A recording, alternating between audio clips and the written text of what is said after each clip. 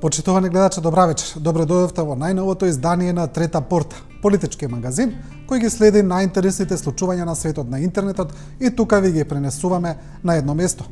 Во оваа емисија ќе имаме повеќе материјали кои се посветени на актуелната политичка криза, на така наречените опозицијски бомби, на одговорите од власта, како и повеќе анализи и колумни кои се однесуваат најмногу на таа тема. Ке зборуваме и за средношколските протести и некои други теми кои се пролекуваат низ интернетот и низ социјалните мрежи, најмногу на социјалната мрежа Facebook. Почнуваме со реакциите по една од последните опозицијски бомби, а таа се однесува на гласање на автентичното толкување на законот за амнестија изгласано во собранието во 2011 година. Имено лидерот на СДСМ Зоран Заев го обвини премиерот Груевски дека се договорил за собранието да ги изгласа овие да го изгласа тоа автентично толкување и дека тоа го направил во 4 очи со лидерот на ДОИ Али Ахмети, нешто што Груевски тогаш јавно го демантираше. Сега СДСМ презентираше аудио разговори на таа тема, а ВМРО ДПМН одговори дека амнестијата е изгласана во 2002 година и дека за неа гласале повеќе денешни функционери на СДСМ, како и тогашни, заедно со лидерот на СДСМ Бранко Црвенковски. Дел од медиумите направија анализа на ова и она што произлегува е дека се работи за два различни закони и два различни контексти. Имено, амнестијата во 2002 година е закон кој е изгласан по конфликтот во 2001 година и кој требал да спречи санкционирање на прекршувањата на законот направени во тој конфликт и тоа требало да важи за сите, но не и за воените злосторства. Ова подоцна е ефектуирано така што четирите предмети за осомничени војни злосторства се пратени во меѓународниот суд во Хаг, кој ги враќа во Македонија, но македонското правосудство не ги процесуира и така се до 2011 година, кога собранието ја го гласа тоа автентично толкување. Почнуваме со порталот Нова, кој прави анализа толкму на овие случувања. Еве го насловот: ВМРО ДПМН и СДСМ зборуваат за два различни законски документи за хашките случаи.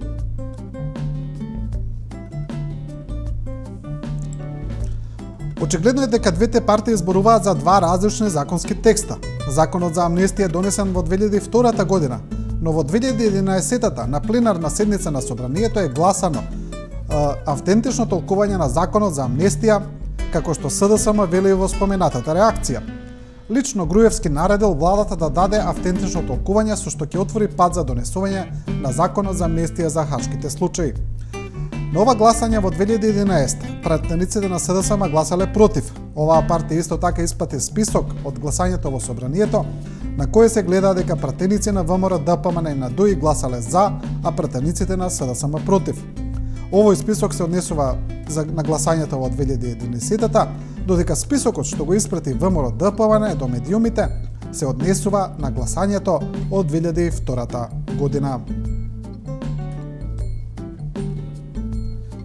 Значи, ете, тоа е едно појаснување, една мини анализа на она што се случуваше на партиските реакции по бомбата на СДСМ која се однесува на автентичното толкување на законот за амнестија. А по оваа бомба имаше доста реакции на социјалните мрежи. Еден од оние кои реагираше е тогашниот пратеник на СДСМ Јане Макредули, кој вели дека тогаш реагирал, апелирал да не се донесе тоа автентично толкување и сега ја повторува својата реакција. Значи, еве еден медиумски напис кој е произведен од статусот на господинот Макредули. Макредули на Facebook: Господине Груевски, ги излажавте роднините на убиените и киднапираните во 2001 година. Со мислењето кое дојде од владата, чиј председател сте вие, го погазивте правото, го и ослободивте луѓето кои ги резбаа грбовите на македонските работници, кои сега пијат кафе некаде, а во исто време држите во притвор скоро една година мајки и татковци на малолетни деца, бремени жени и болни лица. Но она што е најбитно, ги излажавте роднините на убиените и киднапираните во 2001 година. Ве цитирам: Никогаш не сум се пазарил за хашките случаи, тоа се судски случаи. Роднините после изгласувањето на амнестијата на убиците и киднаперите ви порачаа, цитирам, кога ќе не погледне премиерот Никола Груевски во очи и како ќе има образ да ни објасни, ни ветуваше дека никогаш нема да се пазари за хашките случаи и дека тие се во надлежност на судот. Сега тука се цитира и еден став на премиерот Груевски од тој период од 2011 година. Тогаш премиерот Груевски кажал: "Како и да е, ќе одговорам на првото прашање на кое веќе дадов одговор во деновиве кога се формираше владата. Тука бев во парламентот, од оваа позиција го дадов одговорот на денот на изборот на владата, кога кажав дека ќе парафразирам: "Јас искрено жалам за случувањата што се имаат случајно во 2001 година и сочувствувам со семејствата на киднапираните, загинатите и така натаму од тој конфликт и дека како човек навистина тешко го примам тоа, но како премиер јас морам да се согласам со одлуката на парламентот која беше заради цели кои парламентот ги образложил." Тоа го кажал премиерот Груевски во 2011-та и сето тоа е на Facebook профилот на тогашниот пратеник на СДСМ Јани Макрадули. А порталот Коза Ностра направи една паравест од оние хумористични кои често ги прави и која се однесува на истата бомба на СДСМ, каде што се зборува за амнестијата на хашките случаи, но во таа бомба се слуша и еден разговор на кој СДСМ вели дека претседателот на собранието Трајко Велјановски и министерката за внатрешни работи Гордана Јанкуловска зборуваат за дел од пратениците на ДУИ, но и за останатите пратеници и нив ги нарекуваат, цитирам, индијанци. Сега, порталот Коза Ностра направи една хумористична вест од сето тоа, а насловот е: Велјановски, амнестијата ни беше донација од индијанците. Не можевме да не ја прифатиме. Ете, тука е направена една фотомонтажа од највисоките функционери на ДУИ, заедно со лидерот Али Ахмети, облечени како индијанци. Претседателот на собранието Трајко Велјановски ги објасни причините за гласањето за автентично толкување на законот за амнестија со која беа амнестирани хашките случаи. Нема никаков политички пазар, нема никакви тендери, нема ништо такво. Се работи за едно големо недоразбирање кое настана во јавност. Не бре луѓе, работата е едноставна. Се работи за донација од индијанците, исто како таа за опремата од Израел, како таа од Белизе за плацевите на водно. Знаете, не е убаво кога некој ќе ви донира вие да не ја прифатите донацијата. Со тоа ќе покажете непочитување на донаторот. Ние сме секогаш отворени за донации и затоа ја прифативме. За вас најбитно е да знаете дека средивме и со главните индијанци и со македонските индијанци и донацијата се протече најнормално, рече Велјановски. Ете, тоа е таа пара вест на секогаш смешните вести на Коза Ностра. А реакциите околу бомбите на опозицијата се поделени и се движат по една интересна линија. Значи, оние кои се против бомбите, кои велат дека лидерот на опозицијата и прави штета на државата, речиси никогаш не ја цитираат содржината на самите објавени материјали, туку се движат во еден правец кој го осудува генерално објавувањето на бомбите, велат дека тоа е штетно, дека се прекршува законот. Оние кои реагираат бурно на бомбите, на содржината, речиси секогаш зборуваат за она што го содржат тие аудиоматеријали и ги коментираат тие наводи. Претседателката на Комисијата за верски заедници Валентина Божиновска сега на целиот тој диалог му даде еден друг призвук. Таа вели дека лидерот на СДСМ сега делува и антиверски, антиправославно според толкувањето на Божиновска. Значи се зборува за постот пред Великден, во тој контекст Божиновска сега ги врзува сите тие процеси. Насловот објавен од порталот Република е: Божиновска во строг пост христијанин фрла грозни бомби.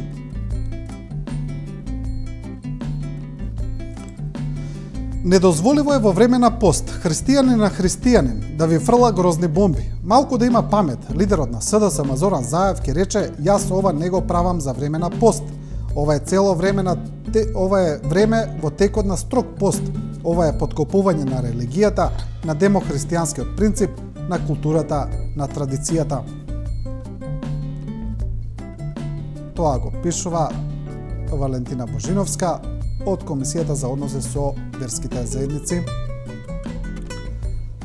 А новинарот Миодраг Мишолик, па од друга страна, зборува за содржината на објавените аудио разговори, во кои според опозицијата се слуша незаконско делување во повеќе насоки, се зборува за купување на плацеви наводно од страна на високите структури на власта, се зборува за земање на провизии при набавување на опрема од Израел, зашто СДСМ поднесе и кривични пријави, се зборува за местење на суди, обвинители, за местење на судски предмети и цела друга низа на прекршувања на законите и на коруптивно делување.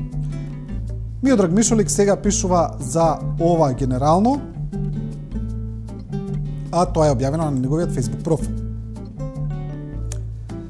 Ароганцијата на БЦ, значи на Бранко Црвенковски и неговата компанија, беше обична тинеџерска каприциозност во однос на тврдокорната бесрамност, која согласно законите и прописите во наводници ја демонстрира Гордана Јанкуловска, многу пати до сега, а денеска повторно.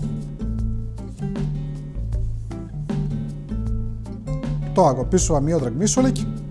А граѓанската иницијатива за одбрана на Македонија, како што самата се нарекува и во која членуваат новинари, културни работници, работници од јавниот живот, уметници, сега најави една иницијатива според која лидерот на СДСМ Зоран Заев треба да се обвини за велепредавство.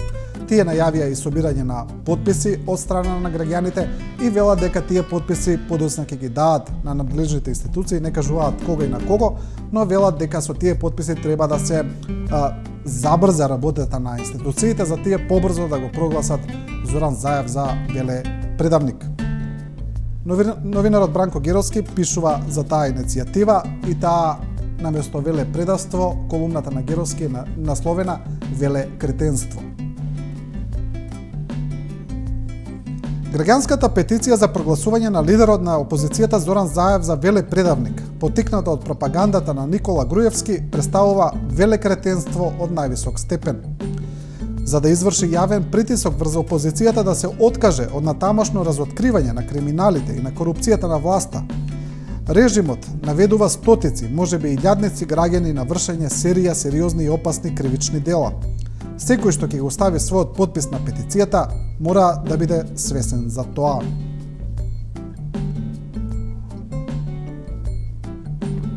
Тоа го пишува Бранко Геровски во колумната Велекретенство. А колумнистката Ана Чупеска има напишано една колумна која се нарекува "За радикалите и легалистите". Оваа колумна предизвика доста внимание на дел од социјалните мрежи, кај дел од корисниците, и тука Чупеска полемизира околу тоа кои се радикали во македонското општество, а кои се легалисти. Ете го насловот на колумната. Тоа е Ана Чупеска, извадена во еден гроб план. И бидејќи се работи за една долга колумна, значи ќе го видиме незиниот крај, кој треба да биде и заклучок. Значи да се биде денес радикален демократ во услови кога самиот естаблишмент истовремено е субверзивен елемент на претходно договорениот и воспоставениот демократски поредок, е навистина една сериозна операција за конзервирање на демократските вредности, неопходна за овие времиња. Оттука, во вакви услови, кога се е наобратно, врвен чин на субверзија, безусловна храброст, верба и лојалност кон силите на антидемократскиот естаблишмент е да се прогласиш за легалист. Таков чин, имено во такви услови, е исто како да се само прогласил за екстремист, како да си решил да станеш бомбар самоубиец со цел да го дестабилизираш демократскиот естаблишмент. Затоа не е точно дека легалистиве се првите, туку точно е дека тие се правите радикали. Легалистите во нашиот случај се борците на недемократското статус кво, диктатура. Ништо повеќе и ништо помалку. Ете, тоа е крајот на колумната на Ана Чупеска за радикалите и легалистите. А уметникот Коле Манев, кој ги објавува своите колумни во дневниот вестник Дневник и кој го осудува делувањето на опозицијата и на лидерот на СДСМ Зоран Заев, повторно пишува за бомбите на Заев и овој пат неговата колумна е насловена "Заев почна да гази на бомби".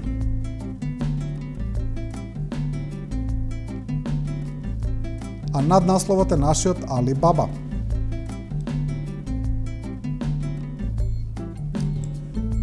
Еве дел од колумната. Планов на Заев можеби беше добар, но најде на затворен сезам и откако Груевски ја обелодени сета Валканица на Заев, опозиционерот немаше друг избор освен принудно да почне со објавување на своите бомби. Убеден дека не само Македонија, туку целиот свет ќе се потресе од нивната силина. И уште од првата бомба сите ние ќе го прегрнеме опозиционерот за вистината што ни ја откри, за слободата и за демократијата што ни ги нуди. Ако се анализира содржината на Заевите бомби, ќе дојдеме до податок дека цели 4 години беше прислушуван државниот врв, со тоа и ние граѓаните. Каква форма, каков лик имаат вакви личности, домашни или странски? Човечки сигурно не.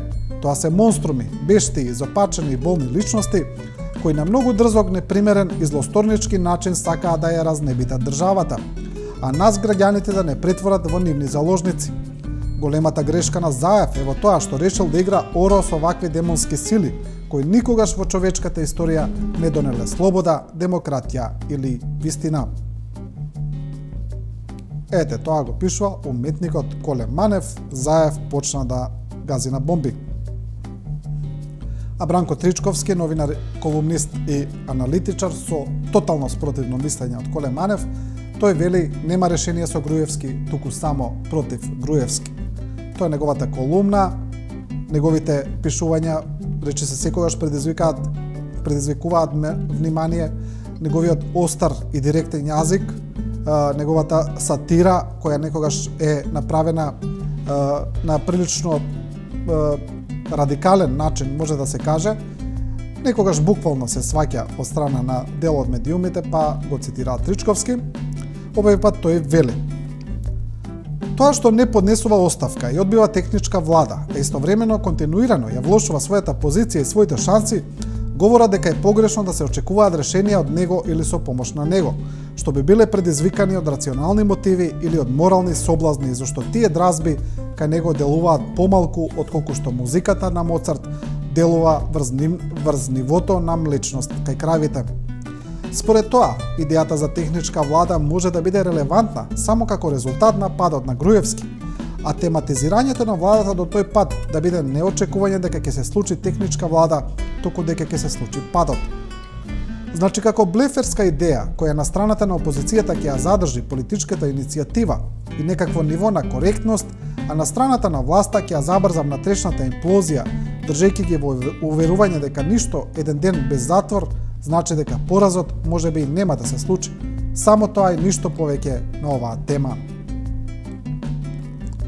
Тоа го пишува Тричковски, нема решение со Груевски, туку само против Груевски. А новинар Сашо Ордановски, исто така аналитичар и колумнист, сега прашува за кого работи Времето.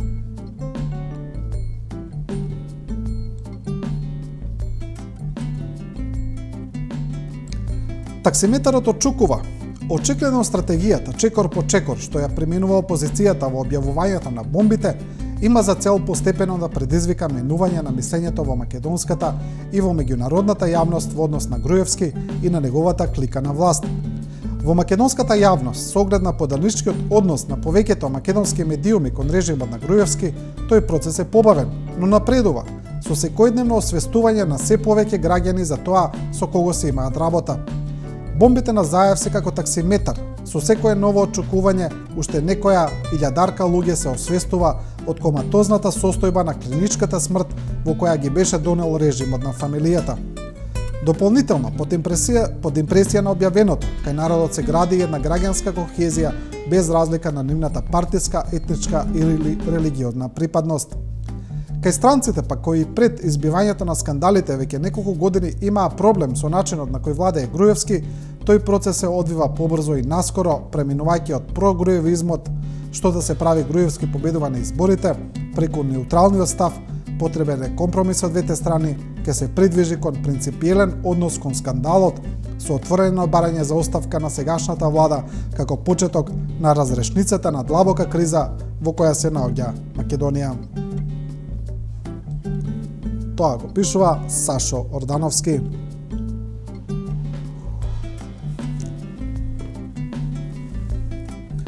А откако комичарот Бубо Каров на еден од собирите пред Македонската радио телевизија зборуваше за повеќе работи кои според него се случуваат во моментов, тој го спомна и новинарот Драган Павловиќ Латас, уредникот на Сител, во еден момент. Ова предизвика реакција од дел од медиумите, кои на дел од порталите кои често ги објавуваат колумните на Драган Павловиќ Латас. Така во еден напис се вели дека Бубо Каров застанува на линија на СДСМ и дека тој ја гради нивната стратегија.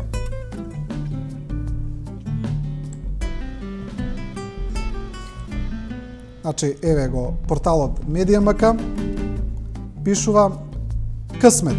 Милионерот Бубо Каров ја откри стратегијата на лидерот Музаев.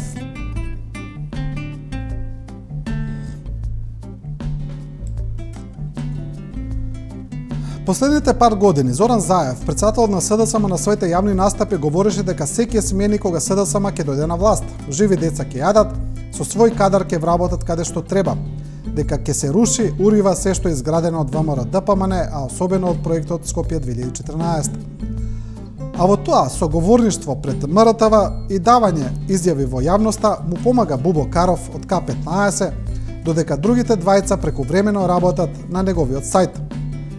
И така треба, кој за што учел. Најпосле желбата е сите заедно да бидат дел од проектот, да имаат пак договор со МРТВ, кој им носи 1,4 милиони евра за 2 години, каков што има кога таму на функција беше соросоидот од А1 Зоран Бојаровски. Тогаш земаа плюс и 600.000 евра камата од МРТВ, а сега и не мора до толку. Барем да се повтори договорот од 1,4 милиони евра со власта на Заев и ќе биде доволно за почеток. Ете, ова е дел од одговорот кон Бубо Каров од страна на Медијамк или од страна на Драган Павловиќ Латас, и ова е еден дел од таа една мини медиумска војна која се случува во јавноста. Продолжуваме со професорот Нано Ружин, кој вели крајот на една утопија. Професорот Ружин често ги критикува политиките на власта, така е и овој пат во неговата колумна.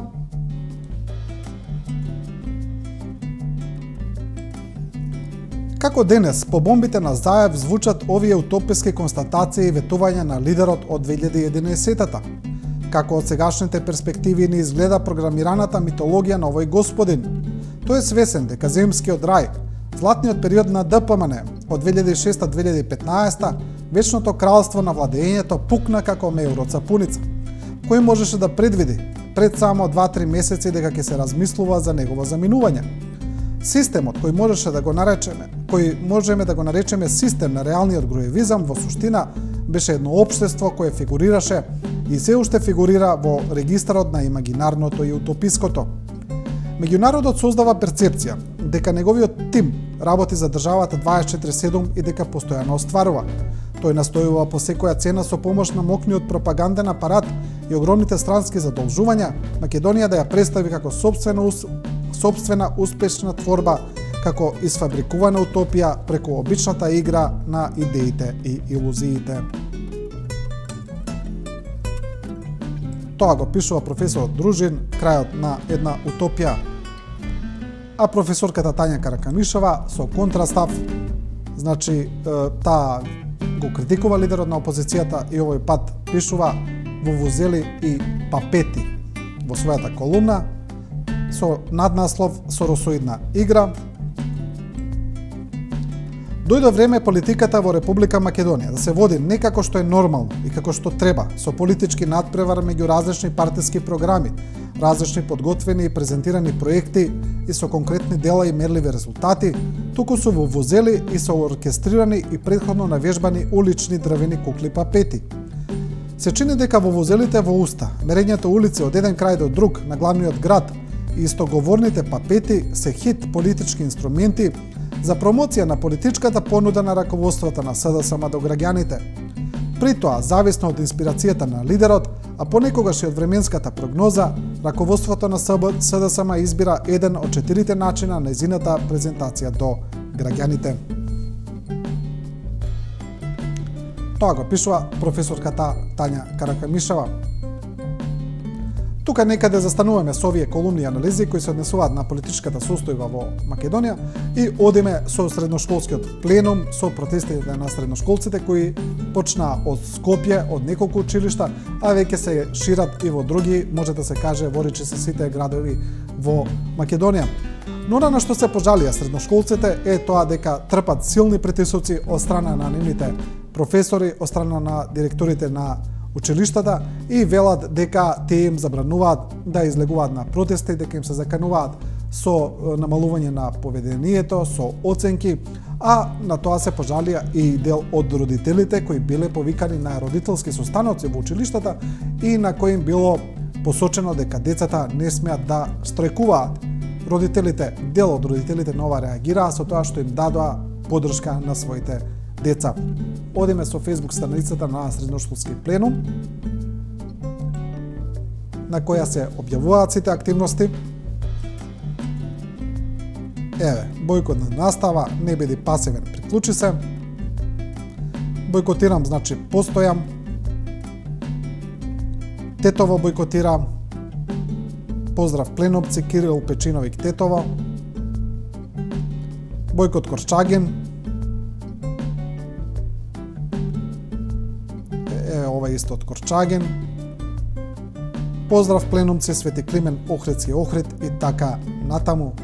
Значи, како што кажав, протестот на средношколците се шири. Тој средношколски пленум, исто така како и студентскиот пленум, успеа да ги мобилизира успешно средношколците кои масовно застануваат зад него, може да се види.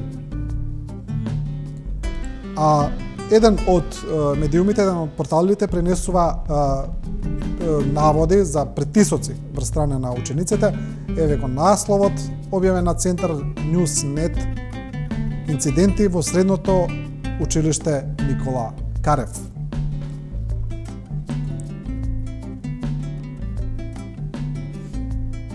Тука има и фотографија.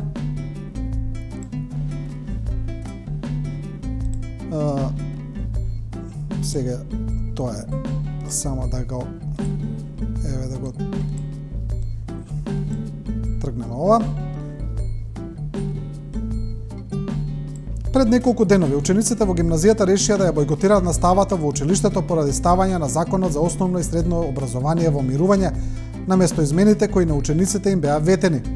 Денес провладено поставените професори, притиснати од страна на власта, се закануваат на учениците дека доколку не престанат со бојкотот, ќе добијат исписници и ќе бидат избркани од гимназијата.